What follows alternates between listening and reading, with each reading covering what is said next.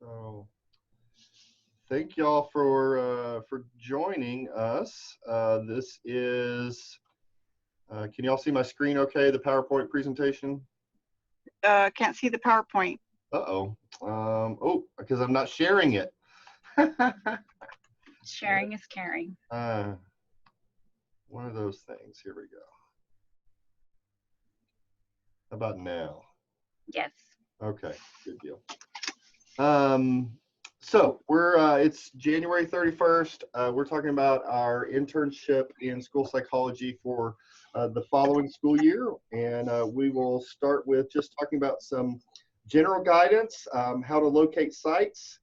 And then we'll talk about intern evaluation and give an opportunity for questions to be asked.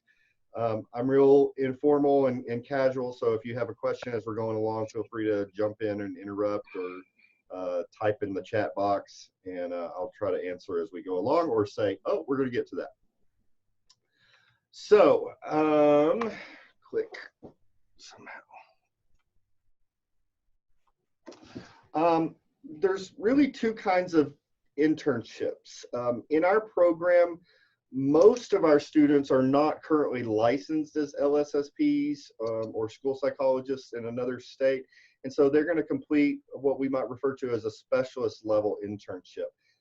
That specialist level internship meets the requirements for students to apply for the LSSP license in Texas.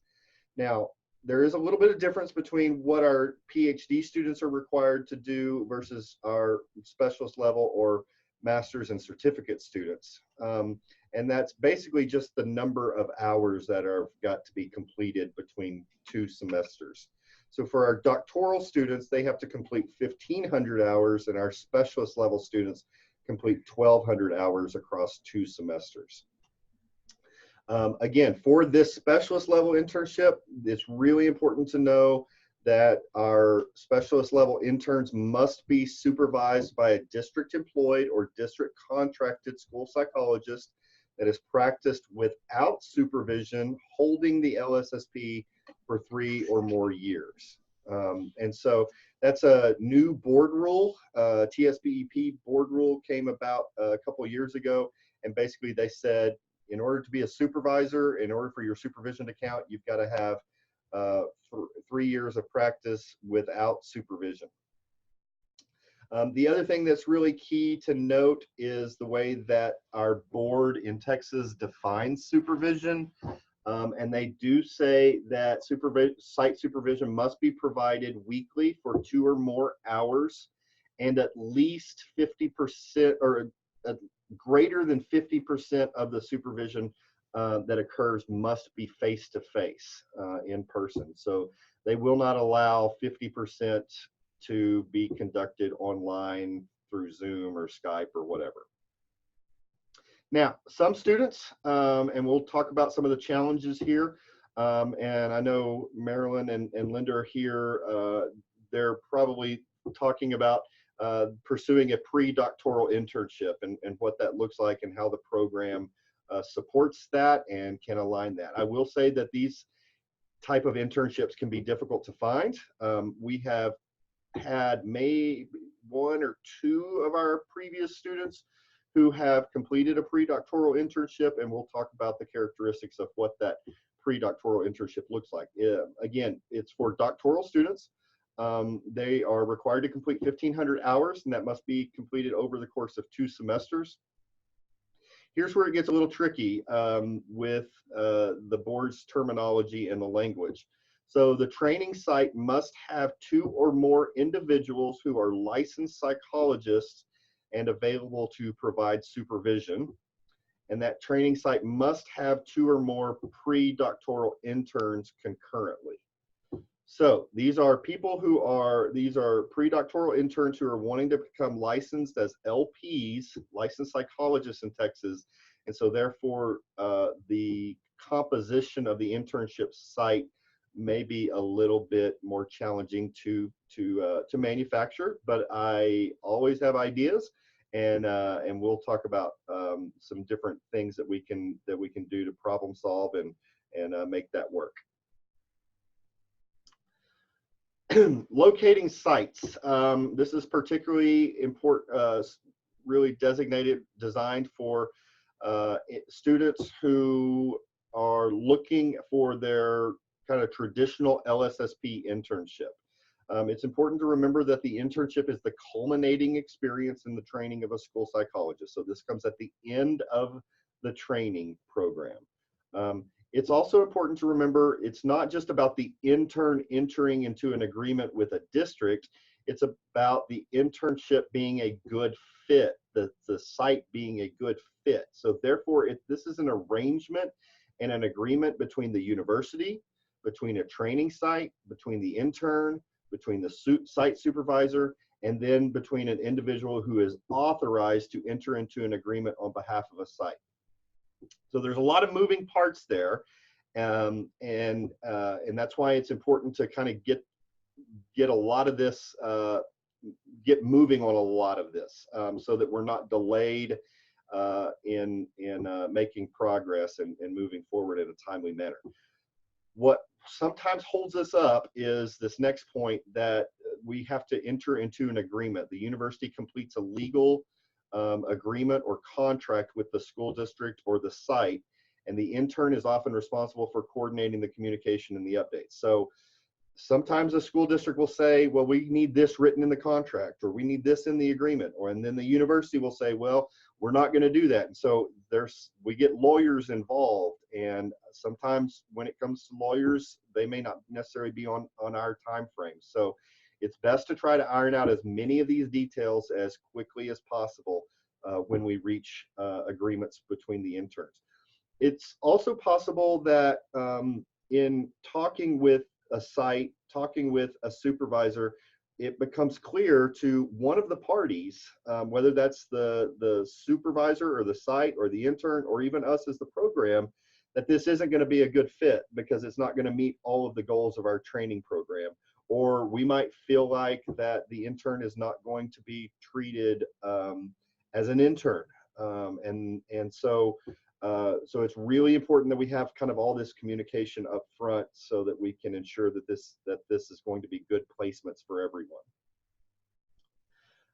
Next, I would encourage you to start updating a cover letter, working on updating your resume or your CV, your portfolio. You can send that to any of that to me if you would like for me to review, to provide feedback, suggestions. The other thing that I'm also able to do is to disseminate that to interested sites. So periodically we get people calling and emailing and saying, hey, do you have any interns for this year? And so if I've got your resume and a cover letter, I am able to go ahead and send that right back to that person requesting immediately. Also start thinking about your prospective employers. Who do you want to be working with? Is there a part of the state or, excuse me, part of the country that you're wanting to work in? Don't necessarily don't wait for somebody to post a position. Go ahead and start seeking them out and send interest letters and your resume. Tell them what you're skilled in, and let them know that you're interested in pursuing an internship, that you're a graduate student at Texas Tech University, which is the best school psychology program in the nation. And so you've had excellent training, and so go ahead and start expressing that interest to prospective employers and sites. I'd also recommend monitoring some job boards. Two very, one of the job boards, some of the job boards that you want to start monitoring are the service center job boards. So region 17 in our area, 16 and 18 down south, region 1, region 20 in San Antonio. So start monitoring those, because there are school districts that don't have their own job boards. Usually the larger the school district, the more likely it is that they have their own job board. But if you're a smaller district, their job board is usually on the service center website for the region that they are in. just because you don't see something posted as LSSP intern doesn't necessarily mean that they would not consider you as an intern. So if you see postings for LSSP positions, ed diag positions, behavior specialist positions, 504 positions, multi-tiered systems of support positions, RTI positions, go ahead and apply for those positions, because it's possible that we can arrange for your internship to be covered in those areas, especially considering the shortage of school psychologists around the state, and the needs that many of our school districts have. There's possibilities of kind of finessing our way into those districts. At the end of each semester, the site supervisor and the intern complete an evaluation. They assess the intern's competencies that have been developed and performed throughout the semester. Interns are rated by their supervisor. Now, if they're rated as a 1 or a 2 on any item, they do not receive credit for that semester. And so really what we're looking at in that evaluation, which you can find in the back of the field placement handbook,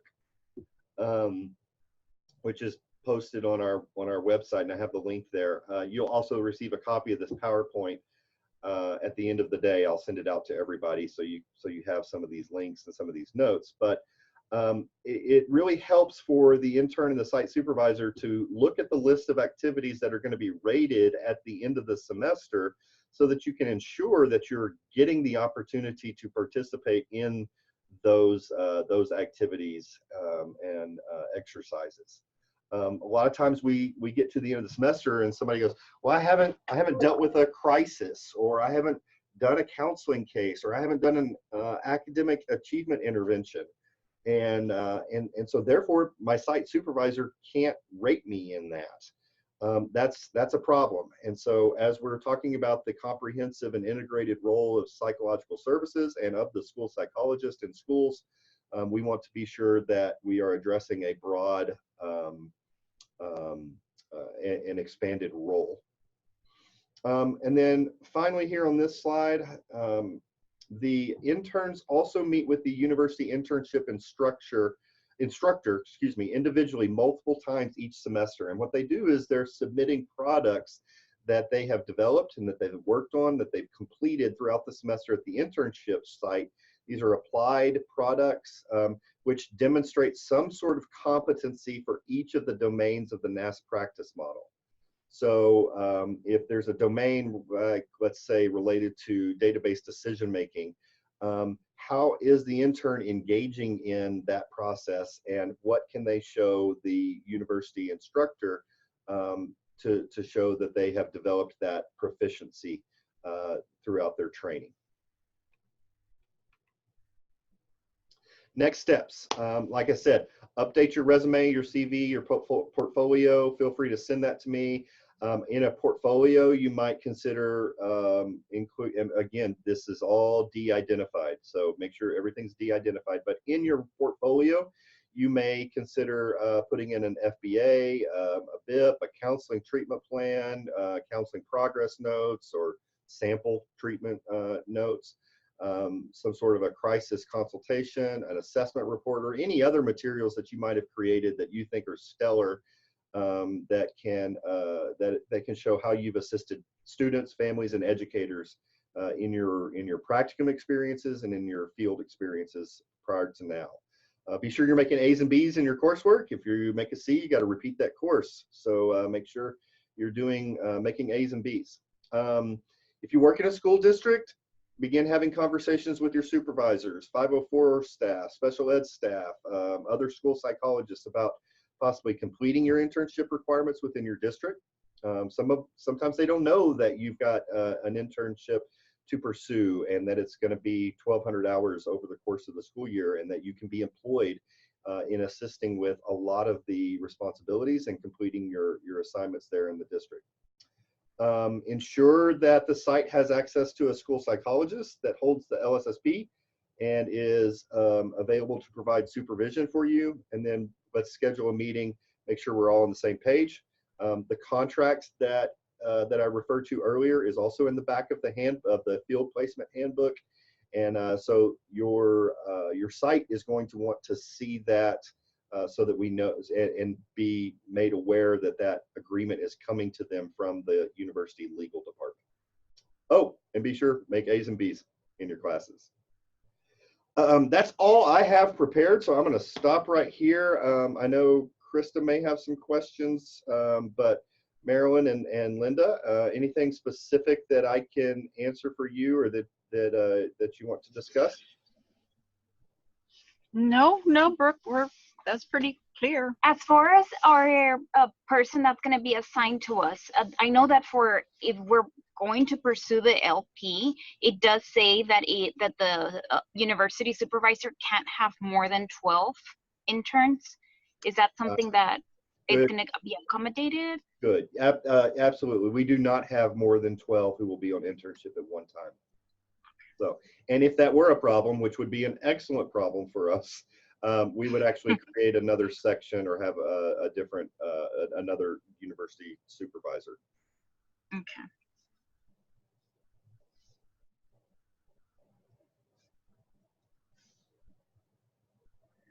You've read the board rules. Good job, Linda. Yes. Yeah, we're probably like studying them, breathing them.